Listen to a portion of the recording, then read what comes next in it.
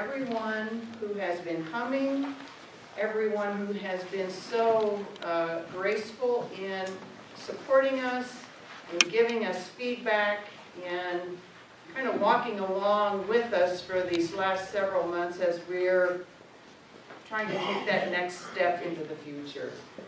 One thing I want to mention is that we've got a little teaser out there about our program for next academic year, so I'm pretty excited about that, and I look forward to seeing you all. I'd like to introduce right now Marianne Bayer. Marianne is on the board. She's the chair of our communications committee, and she has been the primary organizer of tonight's event, so she's going to introduce our speakers. Thank you.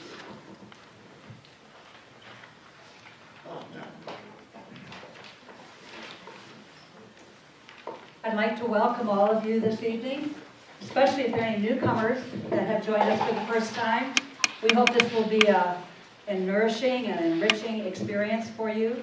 And for those of you who have attended before, and particularly those of you who attended at our last session with Janine Hill-Fletcher, we hope that this will be a good continuation of what we were discussing that particular night. But before I even kind of reminisce about what that talk was about, I want us to just think about the front page of the Coloradoan on Easter Sunday.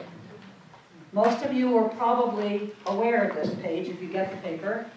And instead of the normal lilies and this is the church service at this particular church or the sunrise service of this particular tradition, you may have been rather surprised to see homelessness as a part of the topic and conversation for Easter Sunday. So tonight, we hope that we'll be able to take this very pertinent topic and break it open and see what it has to say to us as a gathered community of wisdom seekers in the Fort Collins community. As I earlier mentioned, our speaker last session, Janine Hill-Fletcher, continued our theme for the year, which was the dialogue between theology and the social sciences. Do I have a little bit of I think maybe you feedback should move here? it out a little bit. Is that better? Yes. I can hear it too. So, Yeah. the dialogue between theology and the social sciences. Actually, it's a conversation that we've had for the past 2 years in the TIR program. We focused on, first of all, biological sciences in conversation with theology, and then the physical sciences in conversation with theology. And these last two sessions have been the social sciences in conversation with theology. And in the talk that Janine presented last time, she spoke about the fact that wisdom communities, the Christian community included, have something very unique to offer the human family about where we're going and how to best get there. But unless we speak with the social sciences, who are very much immersed in the here and now, our conversation might not be as productive as it could be if we talk to each other. And so she set out for us a cycle, a pattern, a way that we might engage in that conversation. And in your handout, the wheel that you see there speaks about the steps that might be involved in the conversation between theology and the social sciences. If you didn't get a handout, I see people are going to go and distribute a few more. But it's that wheel that we are engaged in tonight. Taking a look at the data, putting it in contact with our own particular wisdom tradition, be it Christianity, be it Islam, be it Judaism, and coming up with a conversation in which that wisdom is able to deal with the sociological situation that we find ourselves in, and hopefully make our communities a better place. Tonight, we're going to be very specific about the community that we are a part of, the Choice City of Fort Collins. And we want to take a look at the situation that exists in this particular community. We've asked 3 very gifted speakers to be a part of our panel tonight who have their own perspective on the situation in Fort Collins. Ontiveros, coming to us from CSU in the Office of Diversity. Annette Zacharias, coming to us from Faith Family Hospitality here in Fort Collins, and Michele Christensen, coming to us from the Housing Catalyst, formerly known as Fort Collins Housing Authority. So I have to keep using the new name, Housing Catalyst. Changes always. So tonight we're going to be asking them to update us from their particular perspective some of the situations that are a part of their everyday life. And we'll be doing it in a panel format. We'll be asking questions of each of them. We will provide an opportunity for all of you to ask questions too from your particular perspective. And then hopefully we'll have an opportunity to take our own particular wisdom tradition and allow it to become a part of a dialogue with the data, the real people, the real lives that are in this community. So the first question that I'd like to ask to Mary, could you first of all just tell us a little bit about the people that you serve in the CSU community, in the Office of Diversity? What are some of the situations that are a part of their lives, that are part of their departments, that are part of their everyday life, and how does that impact that CSU community? Could you take about 5 minutes to just get us up to date on that? Do I need to use this? Hello? Hello.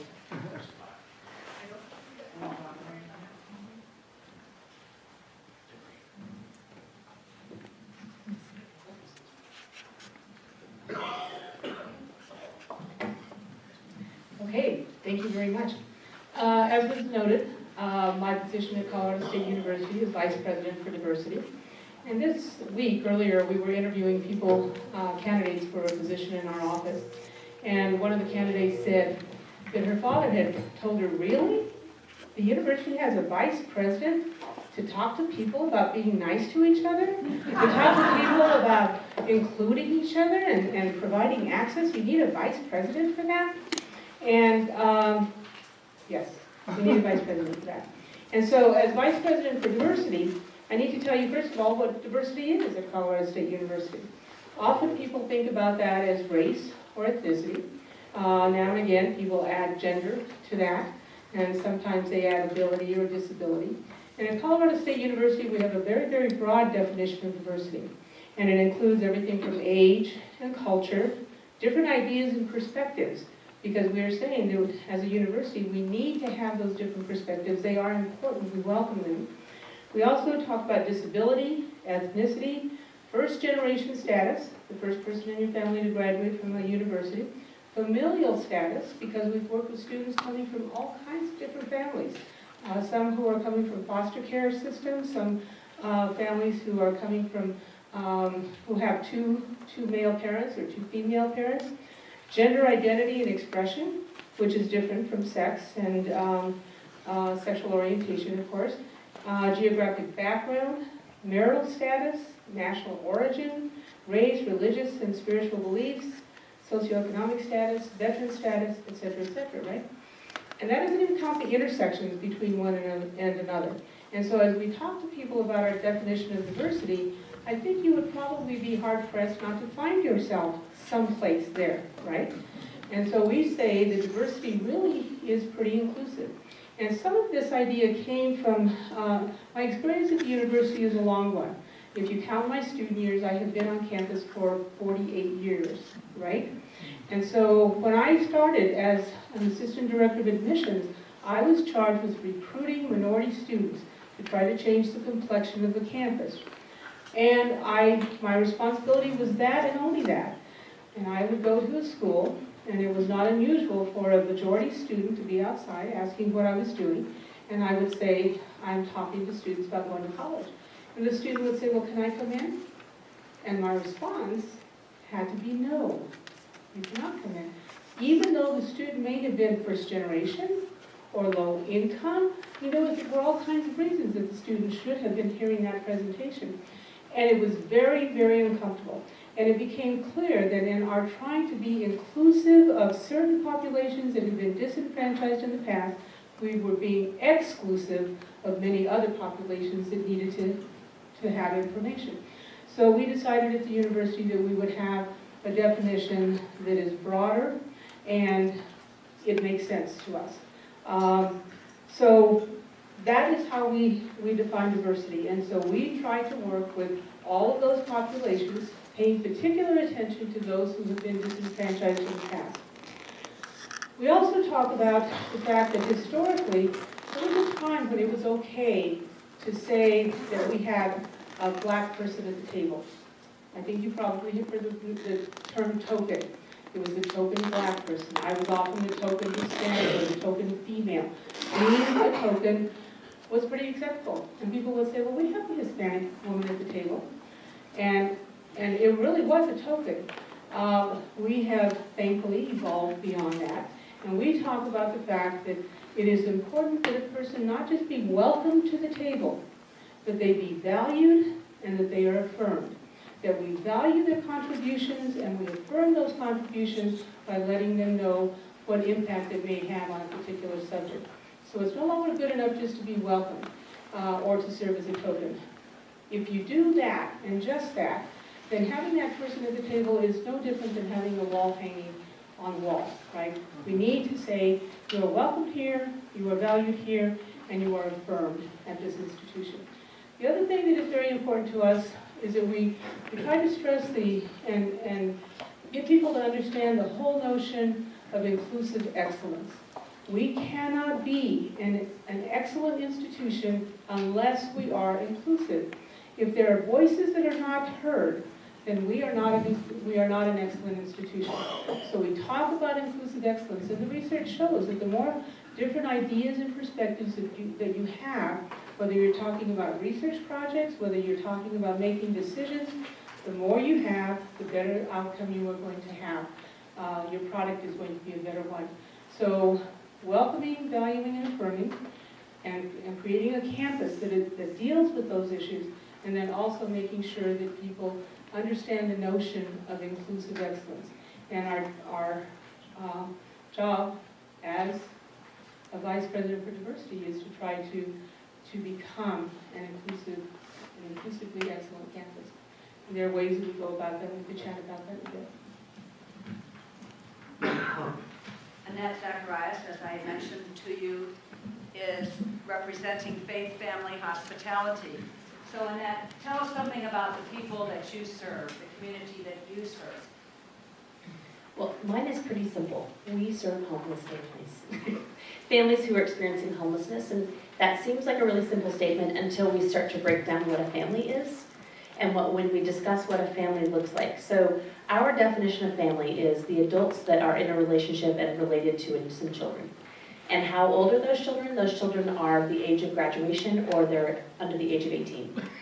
So what we don't want to do, when we started to unpackage what a family looked like about a year and a half ago, we recognized that a lot of the definitions in our community didn't include when we said, okay, all children under the age of 18. Well, we have lots of kids in our community who are 18 and a half and finishing high school, and our policy then was making those children homeless in their senior year of high school and decreasing their chances to become successful high school graduates.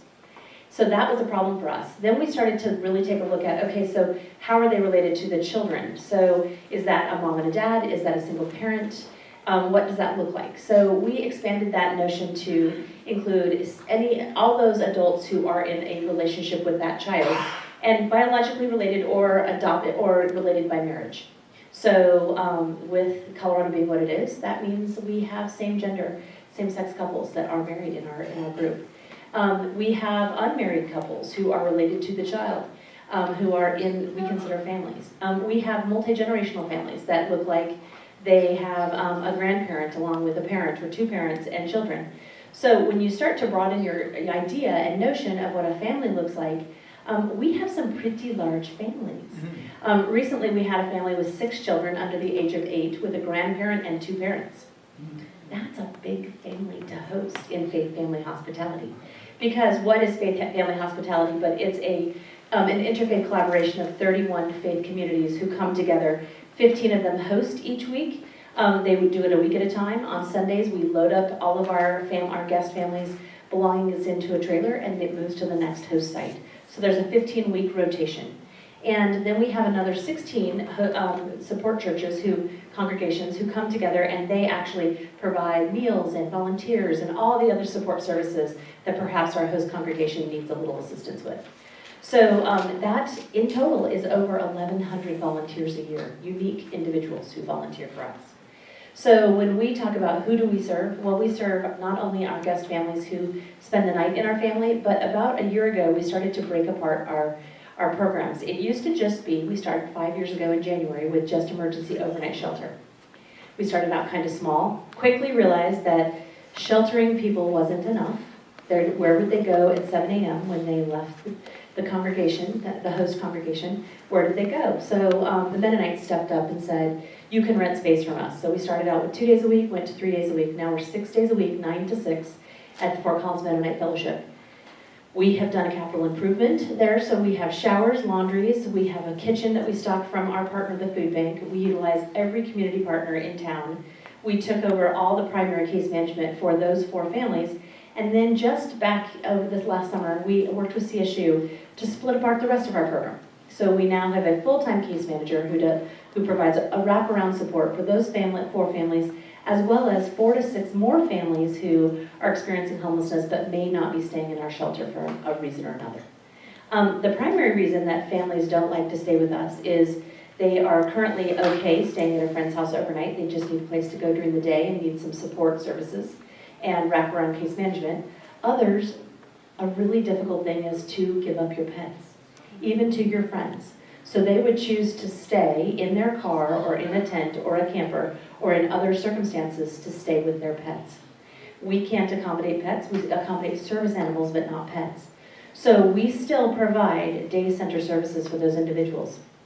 We have some families that work overnights. So that's a difficult thing too, because we don't provide childcare. So if it's a single parent who does overnight shifts, we can't provide childcare for those kids during the evening hours. So they then leave those children with friends, and then they come to us during the day.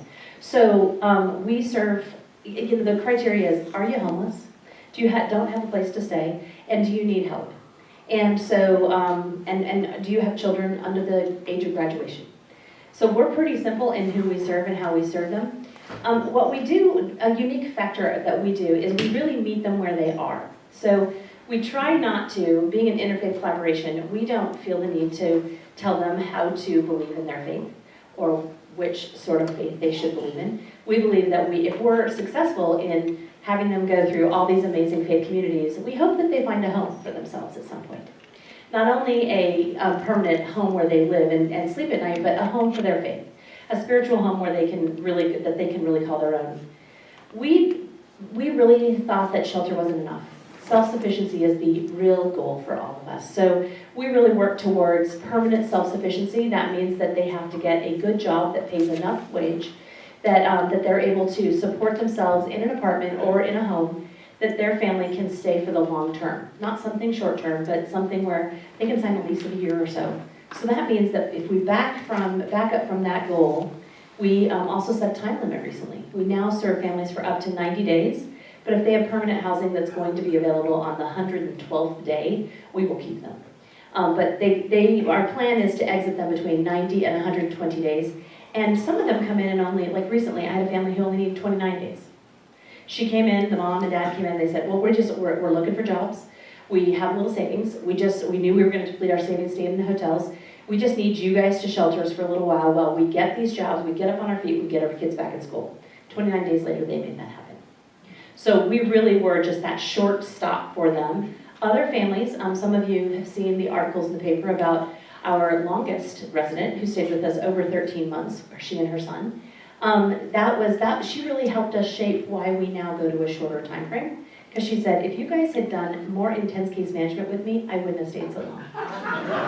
So we thought, note to self. Okay. So we really do work on meeting them where they're at and then encouraging them and really going away from the idea that we're wrapping them up and we're loving on them and we're being really generous and we're just loving them through this horrible crisis. But now we really believe that we want to empower them. As people come in, and we've had 4 families in the past 6 months who never came to shelter. They were sleeping at friends' house and coming to us during the day, and They got access to case management services, and they actually went into permanent housing from the day center program. And so and one of them said to me, well, I'm having a baby in 2.5 months, and my goal is to be in the overnight shelter by the time that I deliver. And I was like, yeah, that's not my goal for you. My goal for you is that you bring that baby home from the hospital to your own apartment. And she was like, oh yeah, that's a better goal. And I said, it absolutely is. And so the good news about them is her baby was born on November 10th, and they went into their house on November 5th. So the baby came home to a crib. And so our program has changed a bit, but really we serve families experiencing homelessness. We try to serve them where they're at. We don't judge them if they choose to stay in their car because of their dogs. We believe that we'll just do whatever we can to support them through this crisis. I tell them all the time, I hope we're a temporary crisis for you, and that you permanently will just look at us as a fond memory. And you can come back and say how great you're doing. And since we've made these sorts of changes in our program, they really are reaching for that, and they really are succeeding, and they believe in themselves, and I think that's the greatest success that we have. But they didn't become homeless by one single thing happening in their lives. So many times there's many things we have to overcome to get them to that permanent self-sufficiency. So, Thank you. Michele, from the Housing Catalyst, would you give us a little sense of who are the people that you serve in your professional capacity? Yes. Housing Catalyst is a public housing authority, and public housing authorities are formed by state enabling legislation.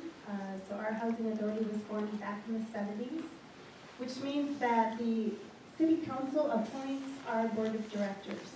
But we are not a city entity, we're not an extension of the city, and part of the reason for our name change was because people always thought we were the city.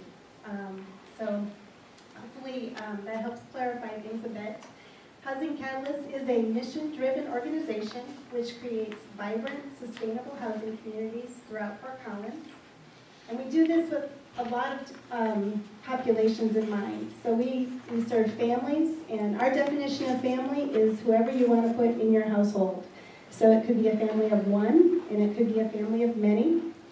We serve seniors, people with disabilities, veterans, homeless, and many other groups. We are a real estate developer, we're a property manager, and service provider with a goal of cultivating communities so people know they matter and that people care about them. Our goal is to create pride and a sense of belonging, because that is what creates long-term change and fosters healthy individuals and healthy communities. My role at Housing Catalyst, I'm the Director of Program Development. So I really work with our staff and all the great service providers that we have in Fort Collins to bring services to many of our properties and to our residents. In order to qualify for our services, you have to be low income. And so we do a lot of programming at different properties, as well as we have a staff to help families who are working towards self-sufficiency, to connect them with resources in the community and assist if they have a crisis. We have staff that do that as well. One of my projects that I'll talk about a little more later, it was Red Tall Ponds, permanent supportive housing.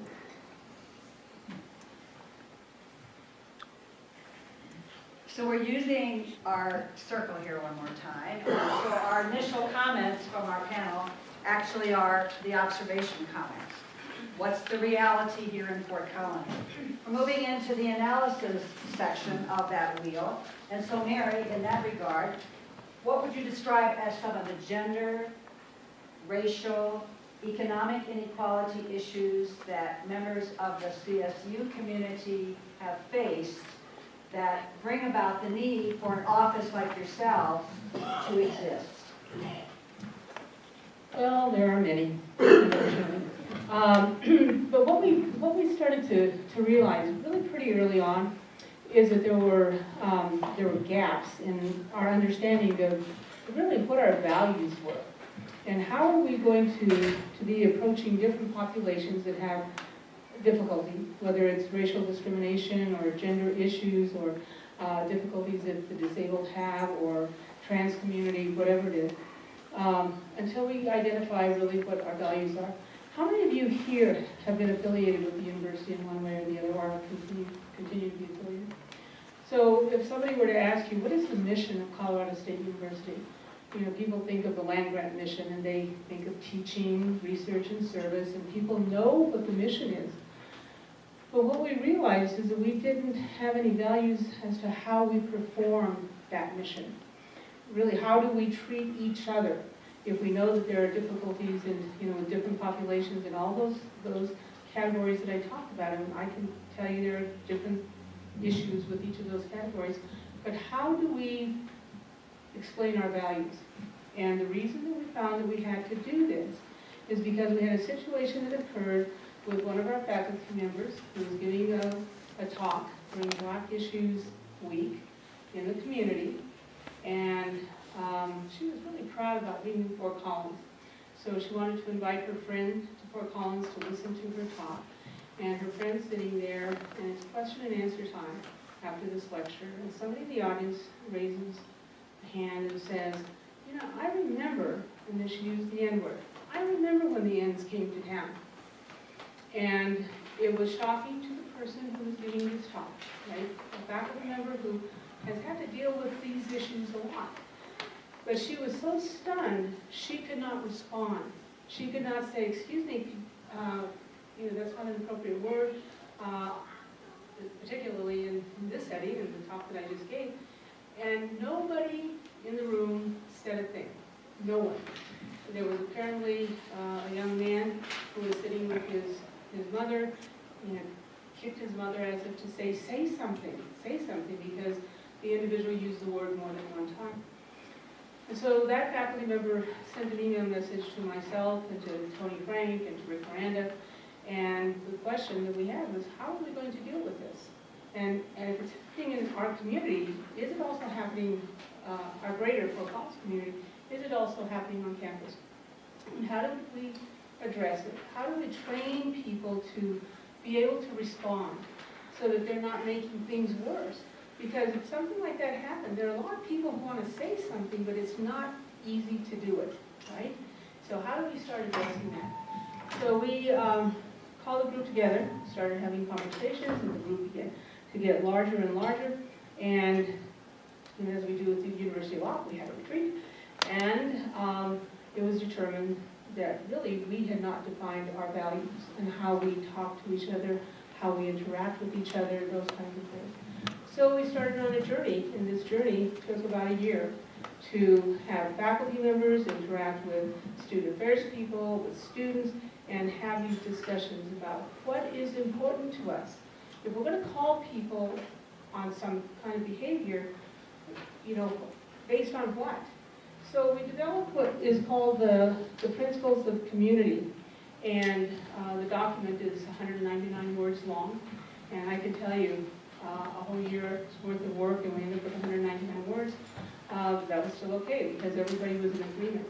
And so I'd like to read just a quick preamble to that and then tell you what those values are at the university.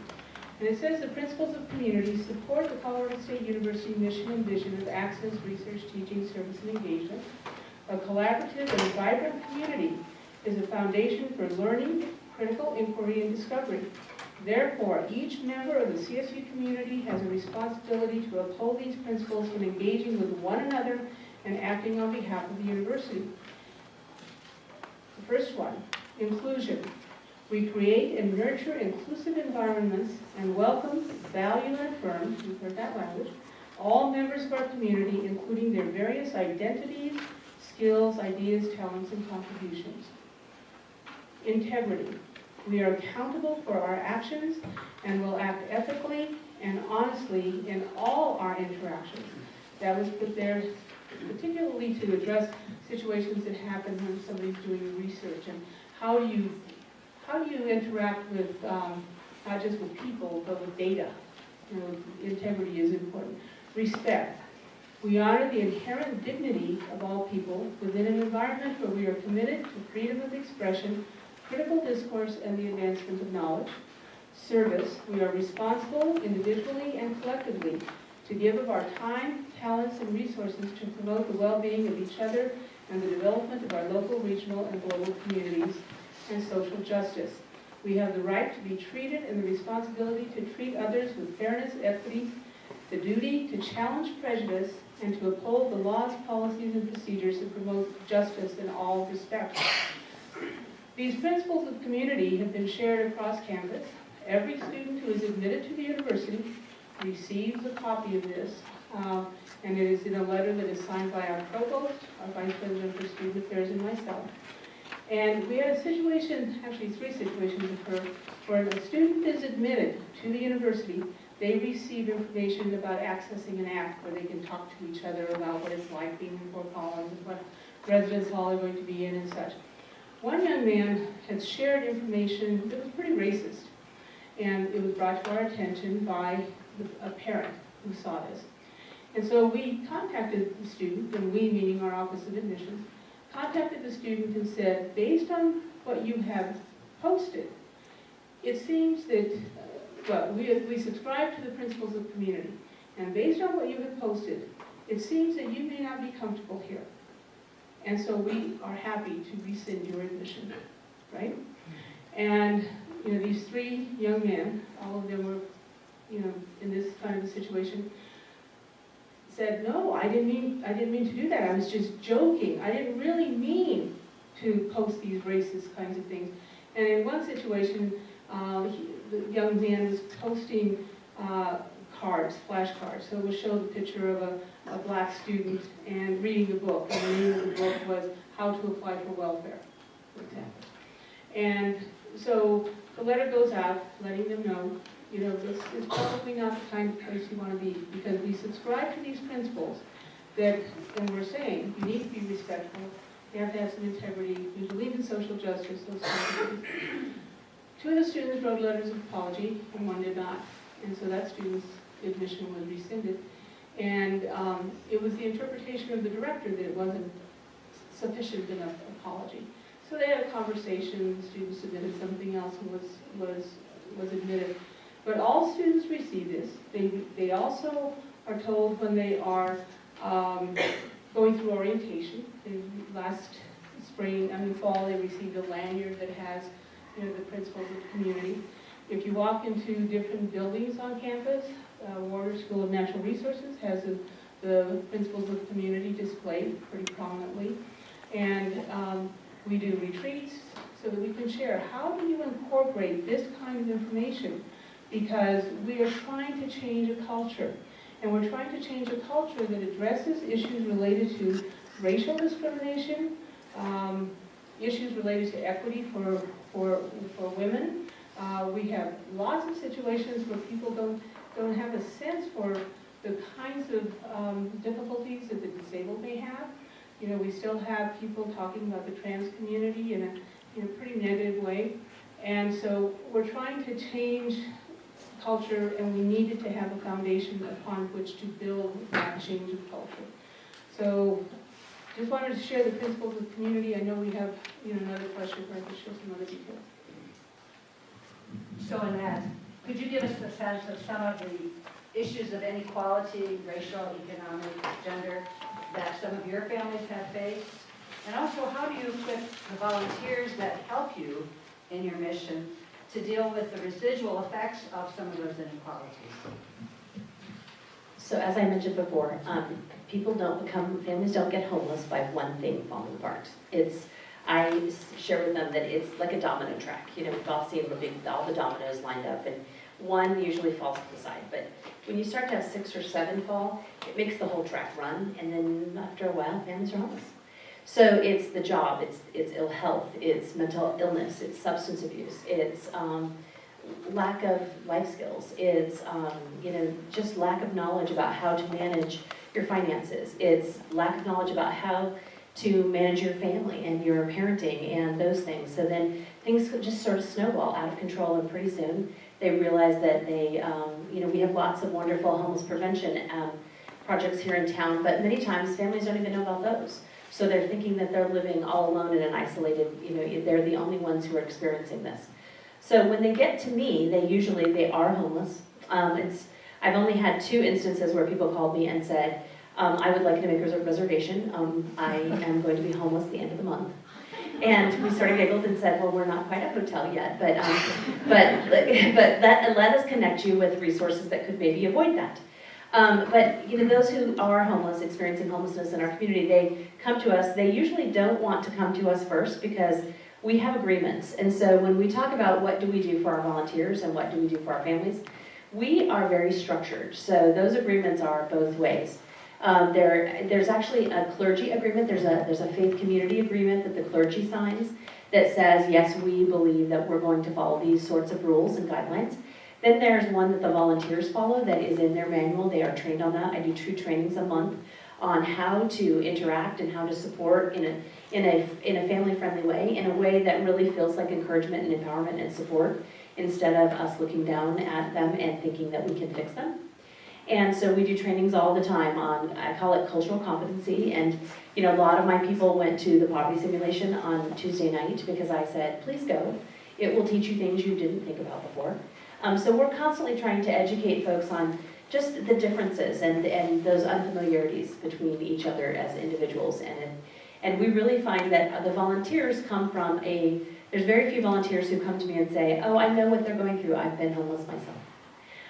They usually have not. They're very well-intentioned, generous individuals who want to do good things, but sometimes just don't know how to because it's so unfamiliar.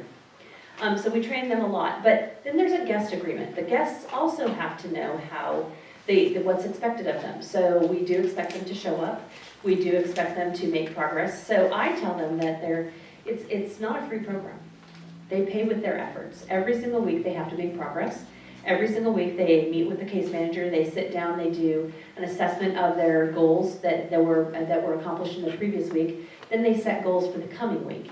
And that's really how they pay to stay. And they feel really good about that because they come in and they are harder on themselves than we would be. They hold themselves to a much higher standard when they recognize that, I actually own all of the control here to make success or not. And so we find that change in our program has really worked. That goes really well. But what we then find that some of them encounter, and I'm almost a native of Fort Collins. I've been here since 1970. And I have to say that sometimes my families, as they're going out, it's hard to get rentals again. Sometimes it's not because they don't have a little money in the bank. It's not because they don't have a job that can be verified. It's not because their kids are not in school. It's not because of any of it. Their kids are in school. They have a job. They can verify their income. They can prove that they can afford it. But this is such an unaffordable community at this point that landlords can put crazy things on there. I mean, most landlords now today we're hearing they're asking 3 times the income in order to qualify for a rental. We have some rental companies, not you, that we have some who are preying upon our low-income people and who are desperate to move into housing. There's one in particular who has a very large place that they accept a deposit, and then they accept them into housing. So they then think that the guest families think that they're moving in. I've had 3 in the past 2 months that thought they were moving into this one complex, and the day before they moved in, they were required to come up with an extra $1,500. So out-of-pocket expense to move into a 2-bedroom apartment was $3,000 for this family. Now, that's not okay. That's preying upon our vulnerable. That's not all right. So what do they encounter? They encounter some difficult things. If they've made choices about, I have to say, I'm going to say something not very nice, but we as a community don't accept people who look a little different than ourselves. So we struggle with when they show up and they have facial tattoos. We struggle when a young woman has tattoos all over her body and from here up is not covered. She can't get a rental. It doesn't matter that she has a good job, that she has a great husband, that things are great, things are on there with the swing up, she's struggling to do that. We have, so I think that, for the most part, it's people who are different than what the landlord or the leasing agent might expect to move in there. They then don't have trust that that person could be just as creditworthy and reliable of a renter as anybody else. So when you ask me what do they encounter that. They encounter swindles, they encounter, difficulties, and I know, it's not done with malintent. I have to believe that, but I think, but at the same time, if you have 2 people come in and one looks just like you and has the money that you want and has the credit that you like and looks so perfect, it doesn't matter who's most in need, they'll take that person. So, and the housing market is so tight that there's a competitive bidding process. So prices are out of control. My friend over here is one of our most affordable. So, we do have some things on tap for that, but we really do struggle to find affordable housing for our families. So we try to be creative. We've had single parents who've moved in together with their kids and co-parented as two families together. We're having to be creative in what that can look like for them because long-term, we don't want them to fail. I was just going to say, there's just, the lack of supply of affordable rental is a big deal. But there's also another piece that there's a real lack of well-paying employment. So we struggle as a business community to, and I understand, we struggle as a business community to pay our employees enough to afford the housing in our community. And that's a barrier to many of my people. They come in and they may not have a good education, they might have a bit of a spotty employment record, and then somebody takes a chance on them, but they take a chance on them at minimum wage. Minimum wage is never going to get them into housing or self-sufficiency. So those are the barriers that my people are contending with. I also have to say that I do serve all ethnicities, and so I have heard that we have anecdotal evidence that those who are darker skin colored have a little bit more difficult time finding housing in our community. And yeah, it's still happening. You're right, still. And so I've had a couple families who have struggled to retain housing because they were told that their lifestyle was too loud. And so they were asked to, it was on a month-to-month lease, and they were asked to vacate the property. The other barrier, which is a weird barrier to me, but I think families with many, many children, large families with lots of kids, are discriminated against a bit in our community because people are concerned about the wear and tear on the property. So they ask you how many people are going to be moving in there, and when they say, I have 6 children, the family with 6 kids and grandma and mom and dad had a really rough time finding a place to live because people would say, oh, that's too many people for this place. And even if it was a 4-bedroom, it was too many people for that place.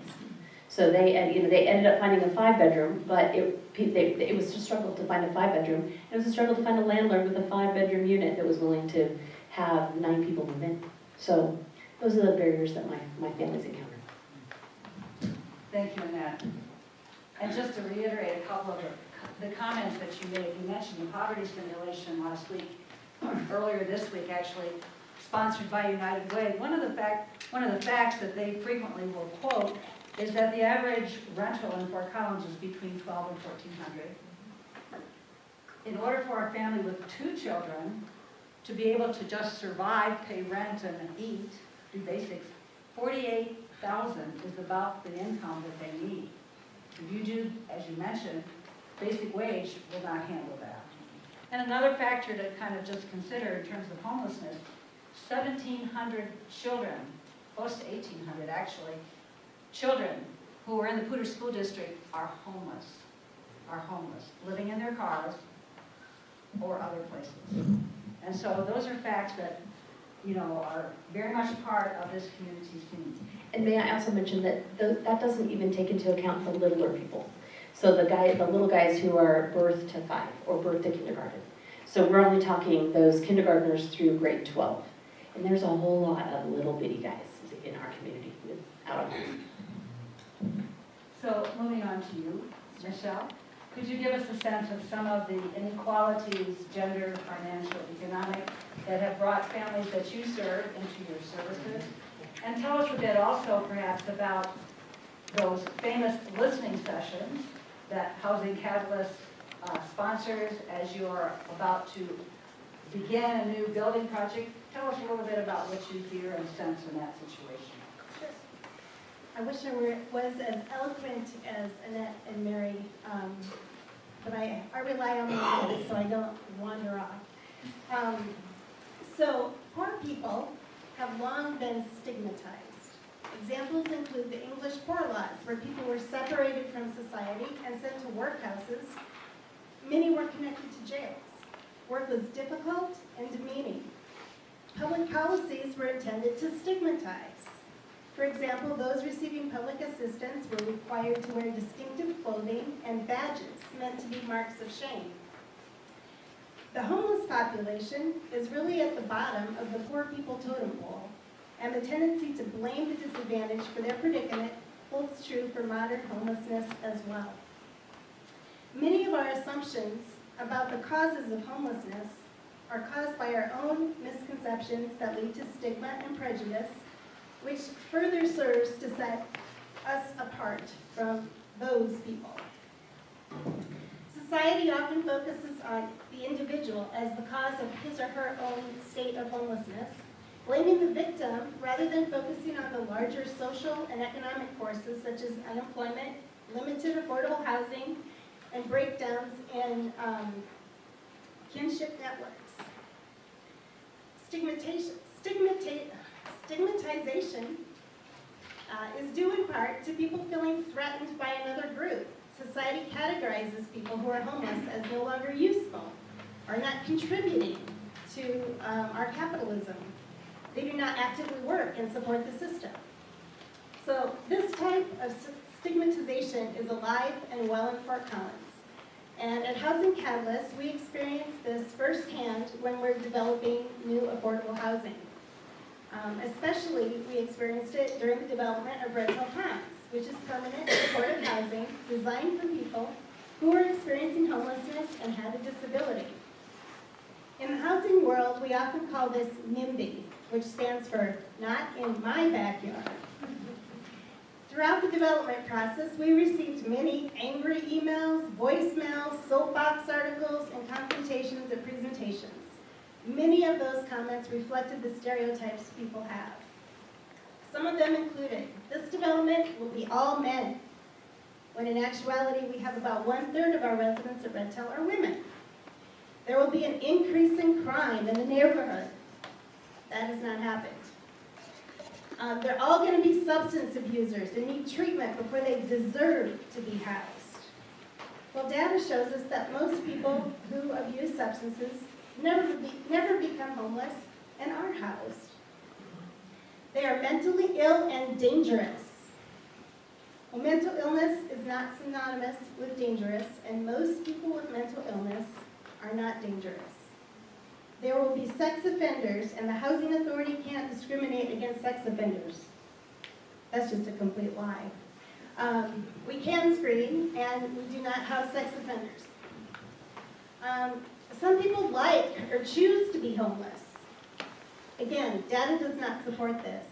Sometimes people may not choose the housing you're offering, but they do want to be housed.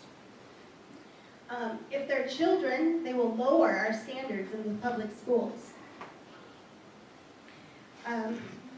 This housing is going to create a mecca of homeless people, all coming looking for a handout and moving here from all over the United States because you're housing homeless people.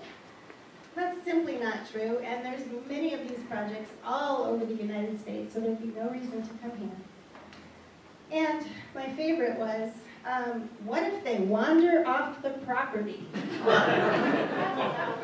They will be vandalizing our neighborhood and peeping in our windows. Again, our residents are housed. They have no reason to do any of that. And since we've been open, we have had 0 neighborhood complaints. No wanderers. So also, when you're homeless and you're part of another stigmatized group, like a victim of domestic violence, maybe you're of a certain race, you have a criminal background, it just compounds the barriers then that you face in trying to achieve housing.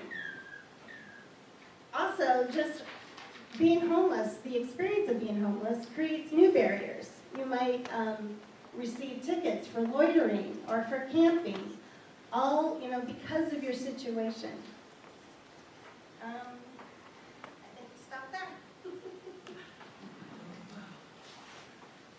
What I'd like to do now is to open the floor up to specific questions about the services that each of the individuals here provides for our community. And then what we're going to do is to take a few moments to begin the next part of that process of the wheel, trying to allow our ethical traditions to impact what we've been hearing. So I'd like to open the floor now to questions, and then we may have a few more to go after that too. I'd ask, however, when you ask your question, to wait till the mic gets to you so that we can hear your question, and then we'll hear the answer to it. Any particular questions?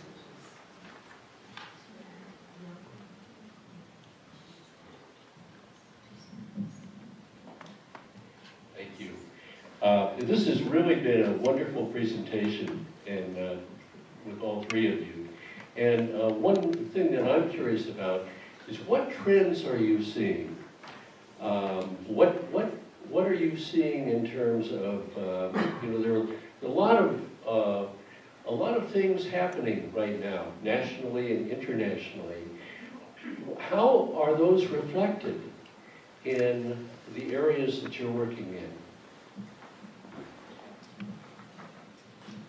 The election, what can I say? Trends would, clearly housing is an issue on our campus, and trying to address issues related to housing. I think food disparities for our students and our faculty and staff are also issues. We have students we have a number of undocumented students, and so the fear that they have, with this administration, it's not just fear for themselves, but fear for their families, or fear for friends that they have who are not DACA students, for example, who have not gone through that whole process. And so we're dealing with that and trying to make sure that we reach out to every single one of those students and let them know that the university will be supportive of them.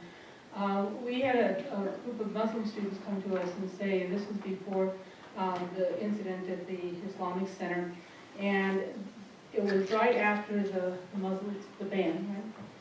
And students were just so fearful. We received reports of students and families who had locked themselves in their apartments. They were not coming out. They were fearful of going to buy groceries. They thought somebody would turn them in. They had all of these ideas of the bad things that might happen. And so we met with them, had a large group of administrators meet with them to share with them all that we were doing. And our administrators were working very, very closely with national people to try to get some of those students back home and such. But I would say the fear factor that we're dealing with now is certainly a trend and a concern. There seems to be a sense of entitlement to be able to be mean, and to be able to say mean things and to act out. We had some conversations at our office on the Wednesday afterwards, and 3 African-American staff members who were walking to the office were heckled on the way. And so it had been, 4 hours since people learned of the election results, and they were heckled. And we had reports of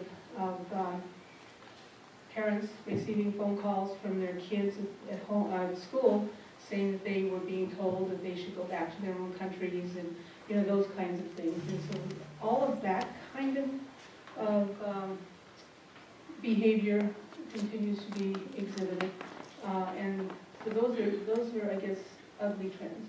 On the other hand, there are people who are actively saying, that's not me. I don't want to be one of those. I don't want people to think I am one of those people. What can I do? I'm not sure how I can help. So we now have faculty members coming to us and letting us know, I don't know what to do. I need some help. Something happened in my classroom. I did not know how to handle it. Can you help me? And that's different. There was a time when we were, quote unquote, preaching to the choir.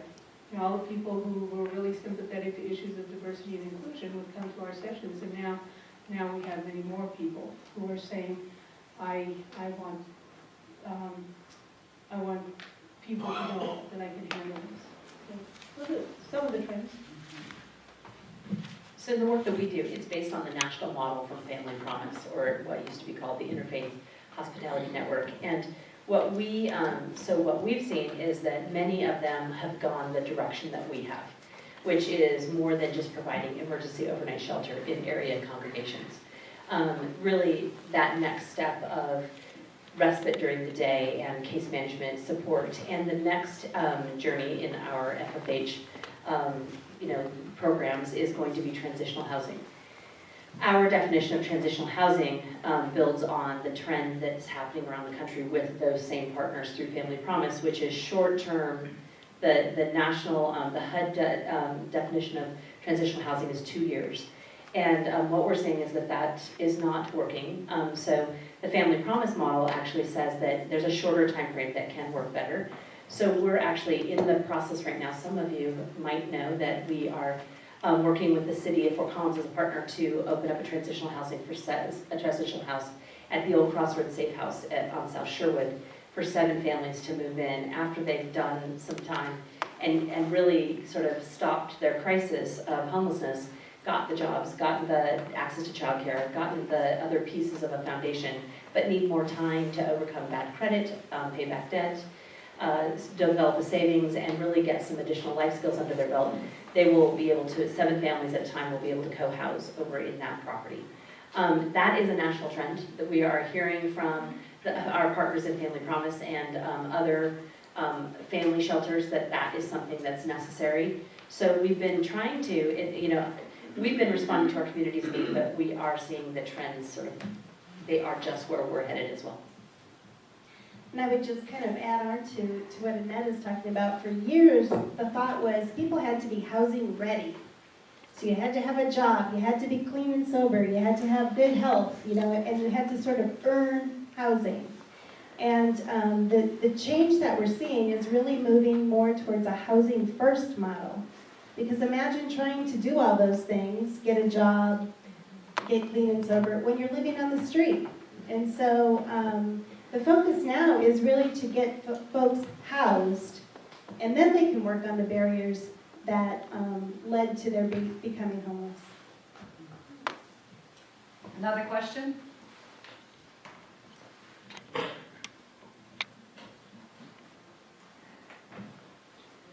Hi, thank you for your presentation.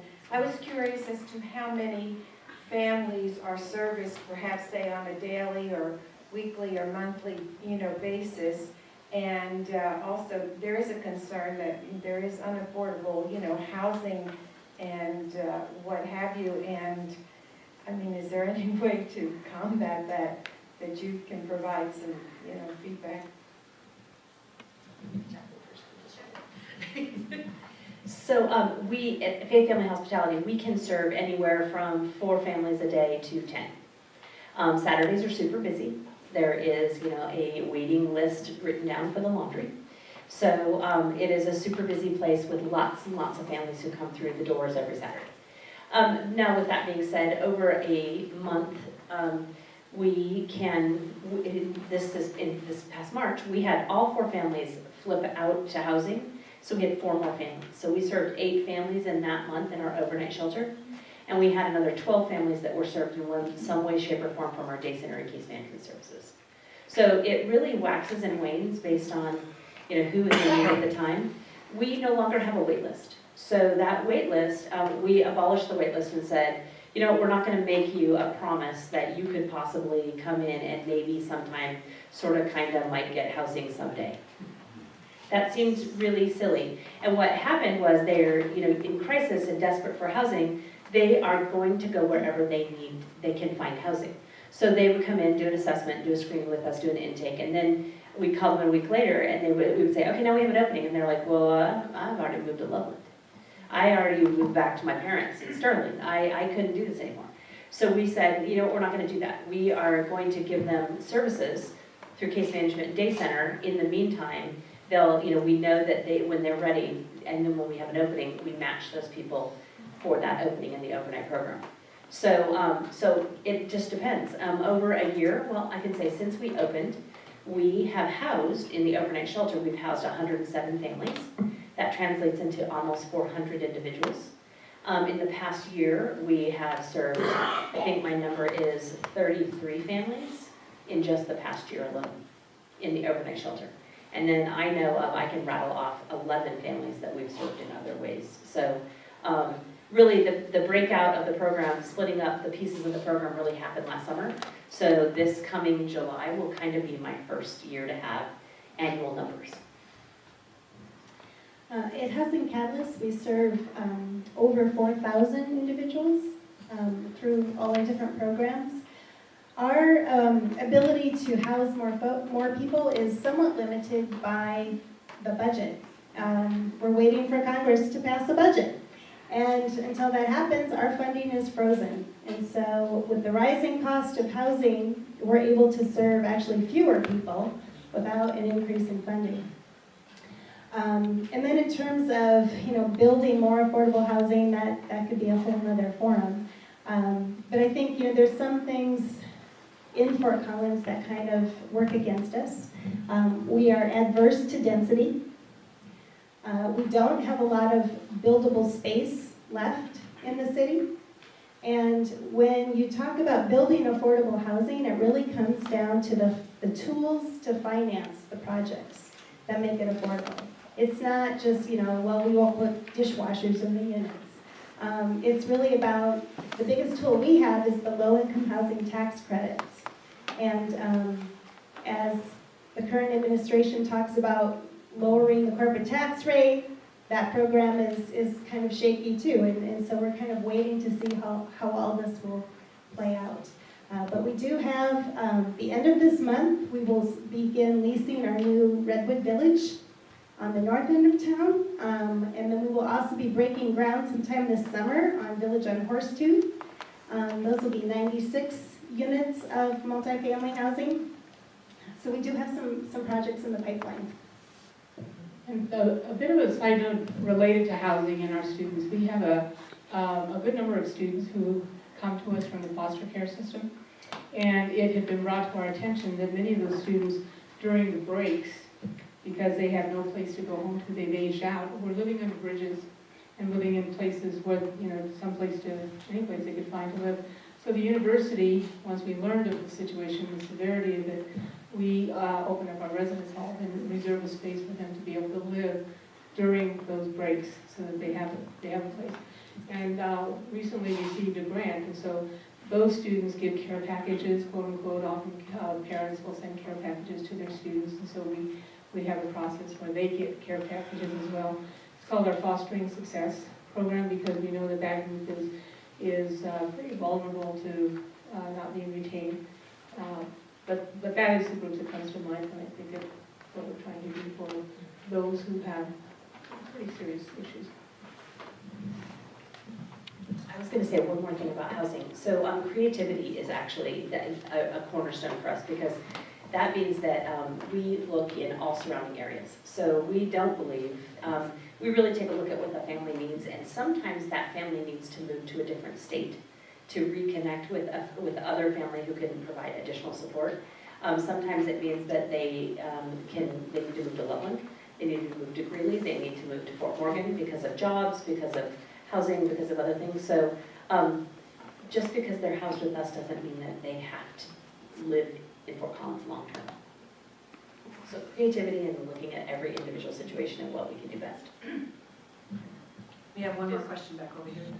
And I just talked real quickly about creativity.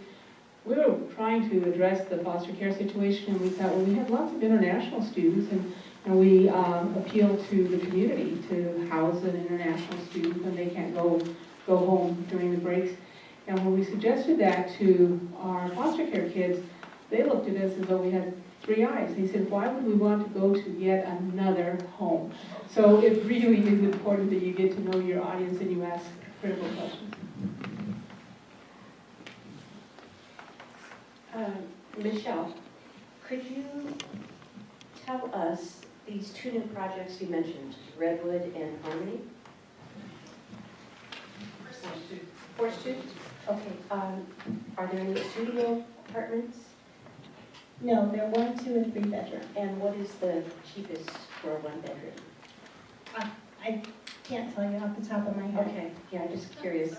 And Redwood, I believe they've given all those away. I'm not sure, but that list was long, exhausted, and With Redwood, we actually held a lottery to be more fair and to give kind of a wider, give the whole community a chance to get an apartment at Village on Redwood. And so I think we had the lottery open for like a month. I can't tell you exactly how many applications we received, but we received lots and lots and lots of applications. And again, so we didn't want to start another long wait list where people like had hoped that they were going to get housed soon and then it would be much, much longer. So that's why we went to a lottery system, and folks were pulled from the lottery. And the wait list at the Housing Authority or Catalyst, when you say 4,000 people are served, how many people are on wait lists at any given time? Those, they never end, you know? Well, we have, it's years. It's I know. years wait. It is, but are the, when you say 4,000 served, are you including people that are on wait lists? No, that includes Yeah. people that are housed. Yeah, that's probably another 10,000 people. I wanted to comment about SRO, single residency occupancies, or single room. room occupancy. Yes, I see such a huge need for a bazillion more of those, because many people would be just fine in a studio or a one-bedroom, and those are impossible to find. They're just not available in our community, especially for the low-income people. And if we had more, we would serve people that can't find housing, including sex offenders who do come back into the community, parolees from our prison system. Jason, a parole officer here, shared with me he has 600 parolees in Fort Collins on his docket that he is responsible for. 600, and he's just one guy. So that is about the prison system and how overcrowded it is, and these people are going to get out, most of them, one day, and come back and live. So that's a whole other topic, but they need a place to live when they get out. And SROs, please, we just need more places for people, elderly, disabled, former addicts, recovering alcoholics. People on the fringes would be fine with the studio and maybe be able to afford it. Tomorrow night at the Downtown Public Library from 4 to 6 is a city committee meeting to talk about storage lockers for the homeless. And how does that look? And I know anybody can attend. They have a special committee to study it, but I hope they don't study it for forever, because I see homeless that are pushing carts and dragging bags. And many are, besides being very tired and worn out, they have to keep their belongings with them all day long, or hide them and hope they're not stolen. The lockers at the Murphy Center were a Band-Aid put in 2 years ago. The city helped fund at a cost of, a couple of $1,000s. It wasn't a big cost. We spend more on painting the downtown utility boxes than we did on storage lockers for the homeless at Murphy. And Murphy closes at noon on Fridays, so all weekend you can't get your stuff, and that's a problem. Lockers aren't big enough, so we need bigger, better, and I'm sorry, homeless are part of our community. They live here, and they need a place to put their stuff, so when they walk around during the day and try to find a place to be inconspicuous, they don't stick out because they've got all these bags with them and a shopping cart, and they're asked to leave. So maybe just call the city council member and say, hey, we need bigger lockers that are accessible 24/7 to these people. It's not a big deal, but to them it's everything. So I wholeheartedly agree. So I'm in the night fellowship Monday through Saturday, and on Friday nights, Pastor Steve Raymer hosts a warming shelter there. And we see everybody come in with all of their stuff, and they come in to us throughout the week asking if this is the night for the warming shelter. And so we're redirecting and giving them resources throughout the week. But I agree, they do need access to their lockers and their possessions, whenever they need to get to them, especially over the weekend. And one of the things that we have found with our families, and I'll just say this quickly, is that it's hard to get a job when you have all your stuff in your backpack. You show up and you might have had a shower 3 days ago and you're wearing all of your clothes, and all your stuff is in your bags or in your shopping cart, and it's a difficult way to get a job. And so how are we expecting them to get, individuals to get jobs and get back up on their feet and do that if they are lugging around their entire home with them in a shopping cart? So I agree with you. I hope people join, tomorrow and go there and talk about this and where those might be located and stuff, because I think that the city's looking for input. People are looking for input about this, so if you feel strongly, please join that group. And I'd like to reiterate too, the poignancy of the comments that we have heard tonight and the overwhelming sense of where do we start with an issue that 1 hour really does not give sufficient attention to, underscores the importance of the work of each of us in our own particular sphere. Tonight, certainly we're not pretending to address any of these issues in their totality. We're simply creating an awareness, getting the facts out into the open, and then we personally need to do something about it. So I'd like to take one more question, and then we're going to take a moment to attempt to integrate our ethical traditions, our faith traditions, our wisdom traditions with what we've heard tonight, the comments we've heard, and hopefully do something about it. Any last comment or question?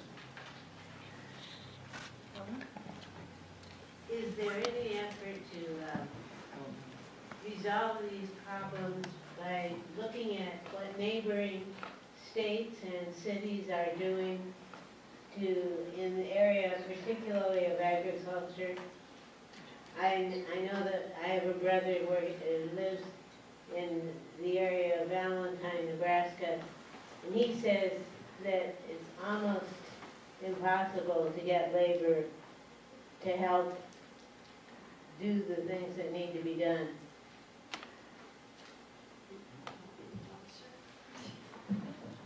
Well, I know that our city is listening to this, and they have a heart to serve in this capacity, which is why they're partnering with me on my transitional house. But they're also, many of you might have attended the sit-lie-ban meetings that they had.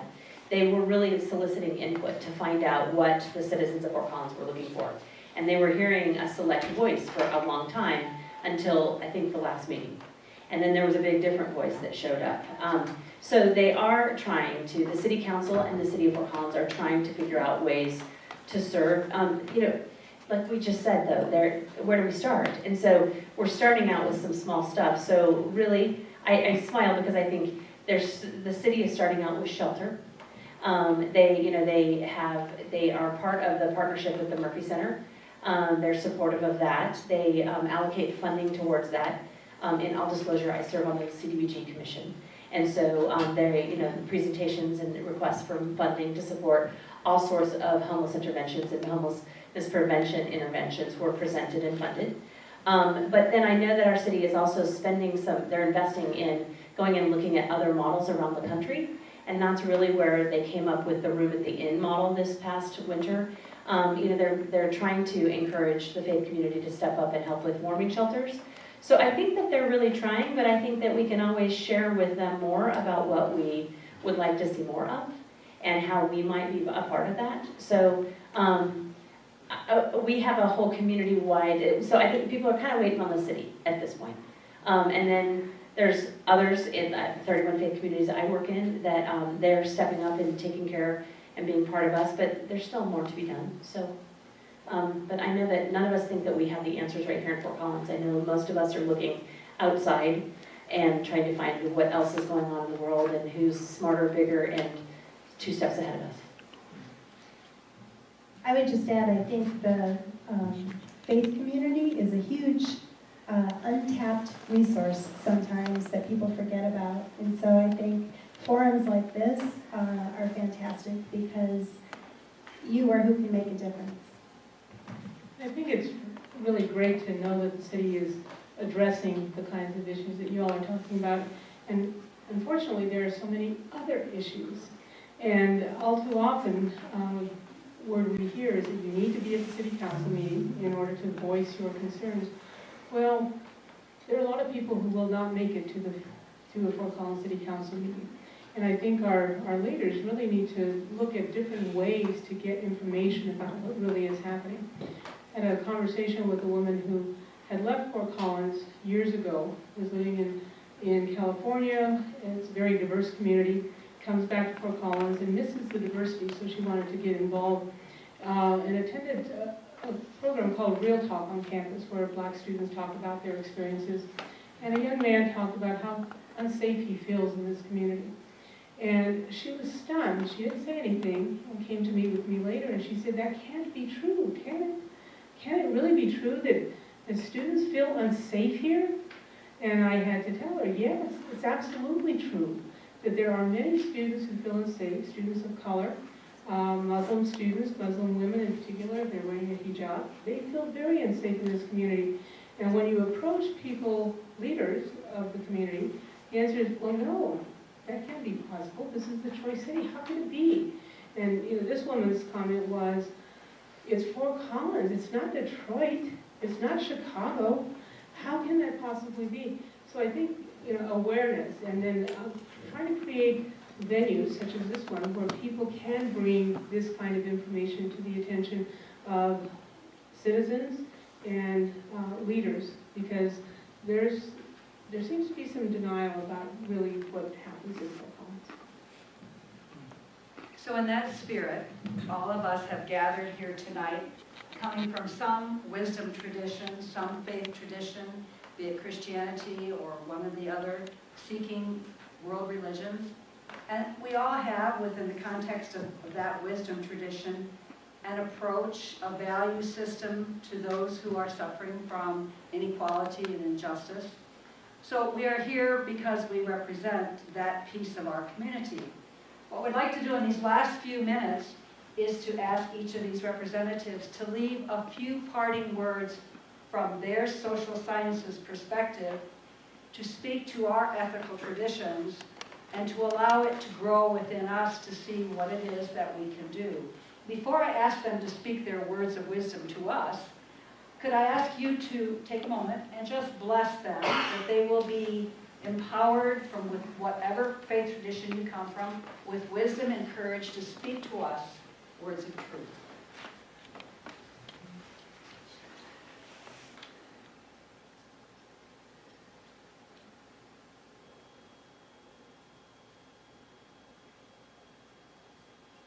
And so in that spirit, what words of wisdom would you like to tell the gathered faith community?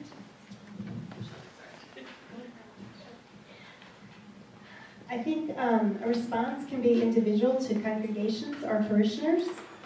It could be direct service by opening your doors to programs like Faith Family Hospitality or One Village, One Family, or volunteering with the program. Hosting educational workshops and forums on topics related to homelessness and poverty. Getting involved in advocacy at the local, state, and federal levels for public policies that will prevent and end homelessness in our community. I think also examining your own biases and attitudes towards people in poverty and who are homeless, and exploring where do those come from. Are they based in fact? Are they based in misconceptions? And I found a quote I really liked also that made me think, from Bishop Desmond Tutu. If you are neutral in situations of injustice, you have chosen the side of the oppressor. I guess what I would focus on is the fact that this is everybody's business. It's not just the business of the vice president for diversity. It really is all of our business if we're going to continue to have a community we will all feel proud of. And some people approach me when we're talking about issues of race or diversity and generally, and they say, well, I don't understand all of this. And read a book. I mean, there is an incredible amount of information out there about injustice in so many different ways. And understand that you don't have to be born a person of color to really understand these issues.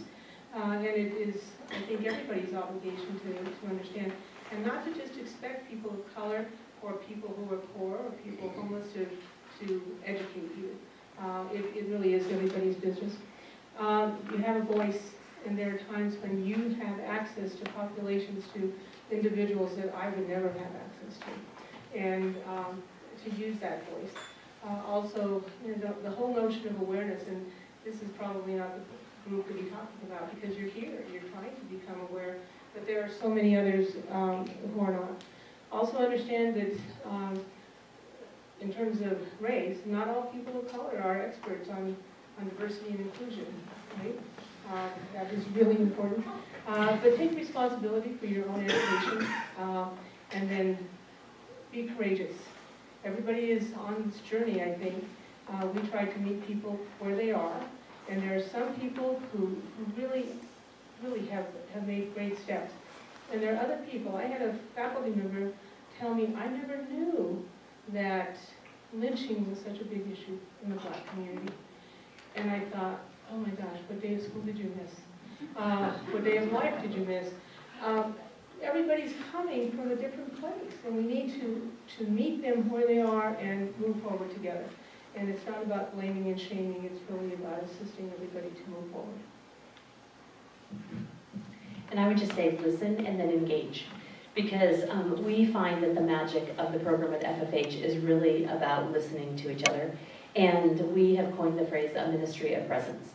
So being present in that listening conversation where you just say, how was your day? And then you actually listen. And you let people talk to you and you actually hear what they say. And then you use that information to galvanize you to engage. So whether you engage as an entire congregation, you engage as an individual, you engage as an employer who pays living wages, you engage as a landlord who does reputable practices and takes people for their creditworthiness and whether or not they're going to be a good tenant. But then also engage in, as it was said previously, in your local, your local government, your state government, have a voice, engage in that. We have lots, our city leaders look to those boards and commissions all the time for input. That is our community's conduit of communication to our city leaders. And so utilize that. Utilize, if you can go to the city council meeting, which I know is tough sometimes, go and say something, or go and talk to someone during the break. Be present. So I just say listen and engage. And we can all, if we all do a little bit and lift a little bit, the yoke is a little bit lighter, isn't it? And then we can lean in on our faith and make that happen. So, thank you. Well, I'd like to thank all three of you for your very easy.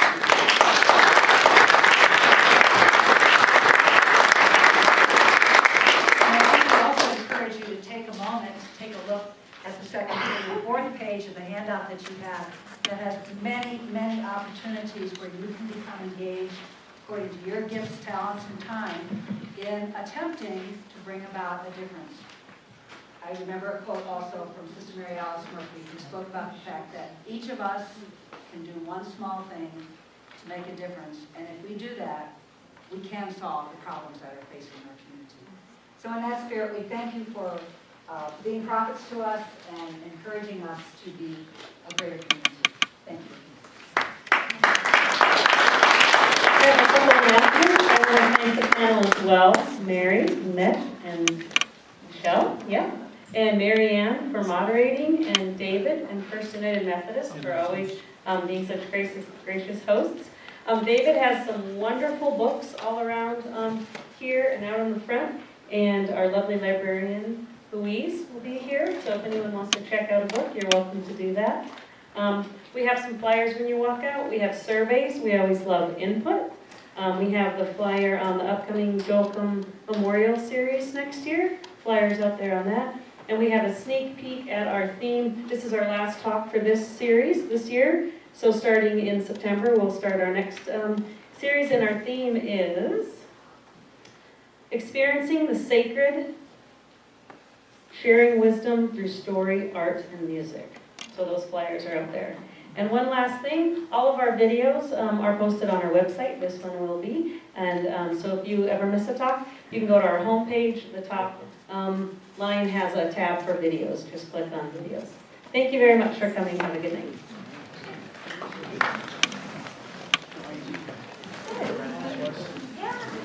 Here is that you need to be at the city council meeting in order to voice your concerns. Well, there are a lot of people who will not make it to a Fort Collins City Council meeting. And I think our leaders really need to look at different ways to get information about what really is happening.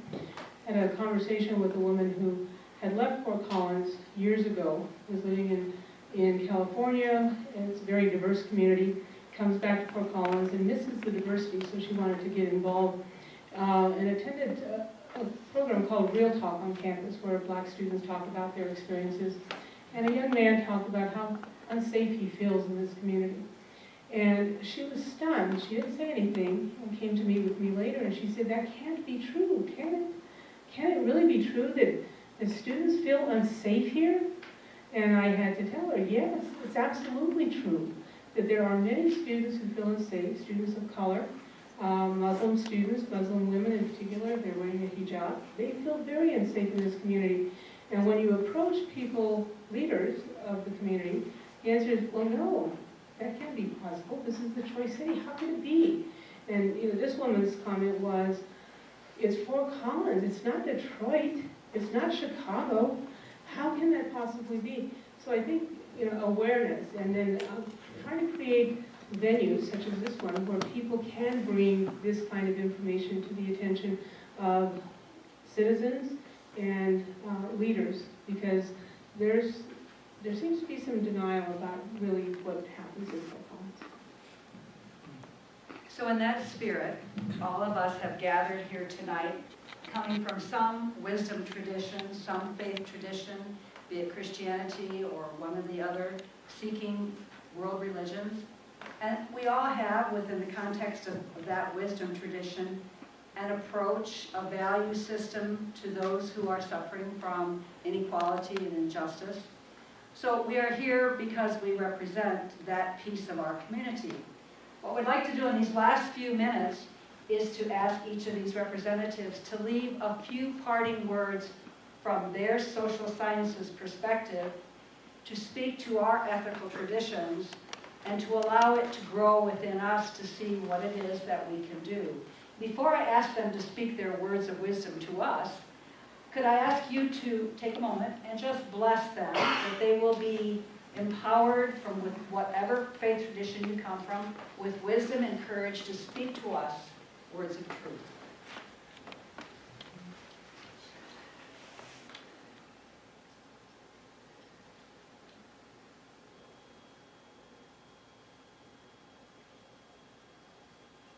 And so in that spirit, what words of wisdom would you like to tell the gathered faith community?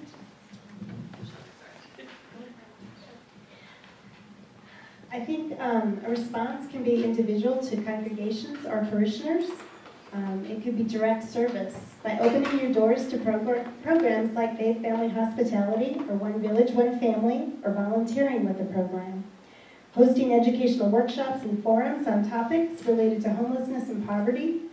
Getting involved in advocacy at the local, state, and federal levels for public policies that will prevent and end homelessness in our community. I think also examining your own biases and attitudes towards people in poverty and who are homeless, and exploring where do those come from. Are they based in fact? Are they based in misconceptions? And I found a quote I really liked also that made me think, from Bishop Desmond Tutu. If you are neutral in situations of injustice, you have chosen the side of the oppressor. I guess what I would focus on is the fact that this is everybody's business. It's not just the business of the vice president for diversity. It really is all of our business if we're going to continue to have a community we will all feel proud of. And some people approach me when we're talking about issues of race or diversity and generally, and they say, well, I don't understand all of this. And read a book. I mean, there is an incredible amount of information out there about injustice in so many different ways. And understand that you don't have to be born a person of color to really understand these issues. And it is, I think, everybody's obligation to understand. And not to just expect people of color or people who are poor or people homeless to educate you. It really is everybody's business. You have a voice, and there are times when you have access to populations, to individuals that I would never have access to, and to use that voice. Also, the whole notion of awareness, and this is probably not group to be talking about, because you're here, you're trying to become aware, but there are so many others who are not. Also understand that in terms of race, not all people of color are experts on diversity and inclusion, right? That is really important. But take responsibility for your own education, and then be courageous. Everybody is on this journey, I think. We try to meet people where they are, and there are some people who really have made great steps. And there are other people. I had a faculty member tell me, I never knew that lynching was such a big issue in the Black community. And I thought, oh my gosh, what day of school did you miss? What day of life did you miss? Everybody's coming from a different place, and we need to meet them where they are and move forward together. And it's not about blaming and shaming, it's really about assisting everybody to move forward. And I would just say listen and then engage. Because we find that the magic of the program at FFH is really about listening to each other. And we have coined the phrase a ministry of presence. So being present in that listening conversation where you just say, how was your day? And then you actually listen. And you let people talk to you and you actually hear what they say. And then you use that information to galvanize you to engage. So whether you engage as an entire congregation, you engage as an individual, you engage as an employer who pays living wages, you engage as a landlord who does reputable practices and takes people for their creditworthiness and whether or not they're going to be a good tenant. But then also engage in, as it was said previously, in your local, your local government, your state government, have a voice, engage in that. We have lots, our city leaders look to those boards and commissions all the time for input. That is our community's conduit of communication to our city leaders. And so utilize that. Utilize, if you can go to the city council meeting, which I know is tough sometimes, go and say something, or go and talk to someone during the break. Be present. So I just say listen and engage. And we can all, if we all do a little bit and lift a little bit, the yoke is a little bit lighter, isn't it? And then we can lean in on our faith and make that happen. So thank you. Well, I'd like to thank all three of you for your very keen.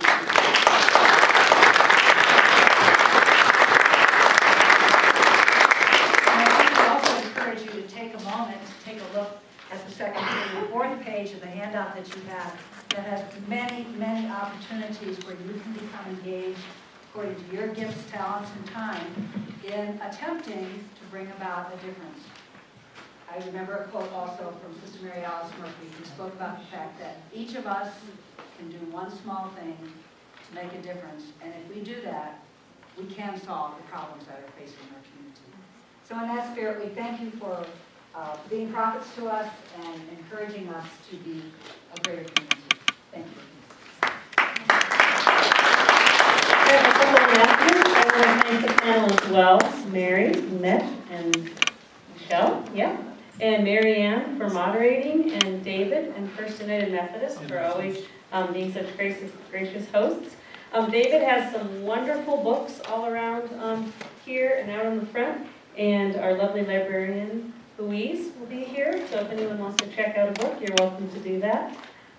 We have some flyers when you walk out. We have surveys. We always love input. We have the flyer on the upcoming Joachim Memorial Series next year. Flyers out there on that. And we have a sneak peek at our theme. This is our last talk for this series this year. So starting in September, we'll start our next series, and our theme is Experiencing the Sacred, Sharing Wisdom Through Story, Art, and Music. So those flyers are out there. And one last thing, all of our videos are posted on our website. This one will be. And so if you ever miss a talk, you can go to our homepage. The top line has a tab for videos. Just click on videos. Thank you very much for coming. Have a good night.